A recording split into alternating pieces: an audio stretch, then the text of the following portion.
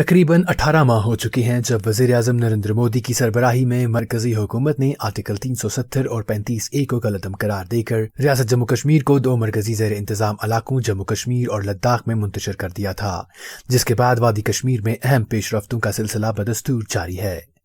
जिसमें हालिया जम्मू कश्मीर तंजीम-ए-नौ तरमीमी बिल को राज्यसभा में मंजूरी मिलना काबिल जिक्र है। राज्यसभा ने कल जम्मू कश्मीर तंजीम-ए-नौ तरमीमी बिल 2021 को मंजूरी दे दी है, जिसके तहत Indian administrative services, Indian police services, Indian forest services के जम्मू कश्मीर कैडर को अरुणाचल प्रदेश, गोवा, मिजोरम और मरकज के ज़ेर इंतजाम इलाकों के कैडर में ज़म कर दिया जाएगा, जिसे AGMUT कैडर के बतौर भी जाना जाता है। याद रहे कि सदर जमहूरिया ने पिछले महीने जम्मू कश्मीर तंजीम-ए-नौ कानून 2019 में तरमीम का ऑर्डिनेंस जारी किया था,